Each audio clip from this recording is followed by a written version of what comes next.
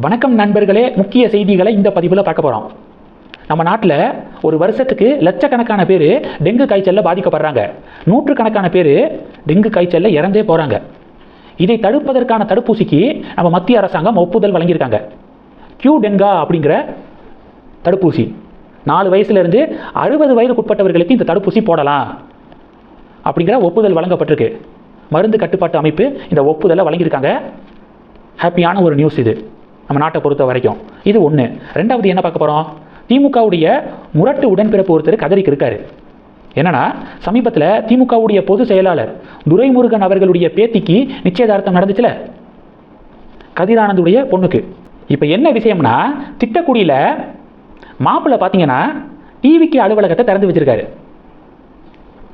துரைமுருகனுடைய பேத்திக்கு கணவராக நிச்சயிக்கப்பட்ட தீபக் ரவி அப்படிங்கிறது அவர் பேருன்னு நினைக்கிறேன். திட்டக்குடியில் டிவிக்கு ஆஃபீஸை திறந்து வச்சிருக்காரு. இந்த செய்தியை பார்த்துட்டு, புகைப்படத்தை பார்த்துட்டு ஒரு திமுக உடன்பிறப்பு சோகத்தில் ஒரு பதிவு போட்டிருக்காரு. டிஎம்கேல என்ன நடக்குது? ஜெகத் ரட்சகனுடைய பையன் டிவிகேல சேர்றாரு, திருச்சி சிவாவுடைய பொண்ணு டிவிகேல சேர்றாங்க. துரைமுருகன் அவர்களுடைய பேத்திக்கு கணவராக வரப்போறவர் டிவிகேவுடைய ஆஃபீஸை திறந்து வைக்கிறாரு. டிஎம்கேல என்ன நடக்குது அப்படின்னு சொல்லிட்டு இப்போ ஒரு உடன்பிறப்பு சோகத்தில் பதிவு போட்டது பேசுபொருளாக மாறி இருக்கு. இது 2. சென்னையில் சிபிஐ அலுவலகத்தில் சிஜேபிக்கு ஆதரவாக ப்ரொட்டஸ்ட் நடக்குது.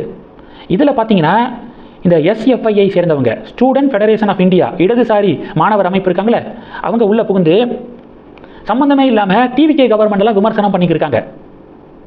இது டிவிகே காரங்களுக்கு கோபத்தை ஏற்படுத்துது. சம்பந்தமே இல்லாமல் எதுக்காக டிவிகே கவர்மெண்ட்டை விஜயெல்லாம் விமர்சனம் பண்ணுறீங்க அப்படின்னு சொல்லிட்டு, அப்போ டிஎம்கே ஆட்கள் உள்ளே புகுந்துட்டாங்களா அப்படின்னு சொல்லி சந்தேகத்தை எழுப்புறாங்க. அதுக்கு தான் பாஜக காரங்க வீத லீடர்ஸ் இயக்கத்துடைய வாலண்டியர்ஸ் சொல்கிறாங்க, இப்போ உங்களுக்கு கோபம் வருதுல்ல, இதே தான் டெல்லியில் நடக்குது. மாணவர்கள் போராட்டம் அப்படிங்கிற பேரில் காங்கிரஸுடைய மாணவர் அமைப்பு உள்ளே புகுந்து, ஆம் ஆத்மி கட்சியுடைய யூத் விங்கு உள்ளே புகுந்து, இது மாதிரி ஒவ்வொரு கட்சியுடைய மாணவர் அமைப்பு உள்ளே புகுந்து பிஜேபி கவர்மெண்ட்டுக்கு எதிராக நடத்துது போராட்டம். இதுதான் அமைதியான மாணவர்கள் போராட்டம் அப்படின்னு சொல்லிட்டு இங்கே டிவிக்கே பார்த்தீங்கன்னா டயலாக் விட்டுக்கு இருக்கு. சேம் இங்கே டிஎம்கே ஆட்கள் உள்ளே புகுந்து சிஎம் விஜயை டிவிகே கவர்மெண்ட்டை விமர்சிக்கிற மாதிரி தான் அங்கே டெல்லியில் ஜந்தர் மந்தரில் மோடி கவர்மெண்ட்டு மத்திய அரசாங்கத்தை தேவையில்லாமல் விமர்சிக்கிறாங்க. அதுக்கு மட்டும் டிவிகே ஃபாலோவர்ஸ் சப்போர்ட் பண்ணீங்க, உங்களுக்கு வந்து ரத்தம், எங்களுக்கு வந்து தக்காளி சட்னியா அப்படின்னு கமெண்ட் பண்ணுறாங்க. இது 3. தமிழக பாஜக இப்போ செய்ய வேண்டிய வேலை என்ன தெரியுமா? சிஜேபியுடைய போராட்ட பின்னணியை, அதனுடைய சதிகளை மக்கள்கிட்ட கொண்டு போய் சேர்க்கறது. அதுக்கு டைம் ஸ்பெண்ட் பண்ணுறாங்களோ இல்லையோ, 24 மணி நேரமும் அண்ணாமலையை திட்டுறதுக்கு மட்டும்தான் தமிழக பாஜக வார் ரூம் மாதிரி செயல்பட்டு இருக்காங்க. போர்க்கால அடிப்படையில் செயல்படுற மாதிரி தெரியுது. உதாரணத்துக்கு கல்யாண்ராமன், நயினார் நாகேந்திரனுக்கு ரொம்ப க்ளோஸ். இவர் எக்ஸ் வலைதளத்தில் ஒரு நாளைக்கு 10-15 பதிவு போடுறாரு.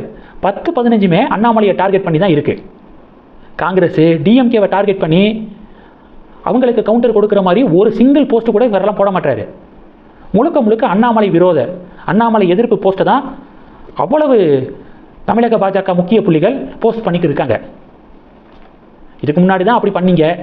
இந்த முக்கியமான தருணத்தில் கூட அதே வன்மத்தோடு தான் இருக்கணுமா?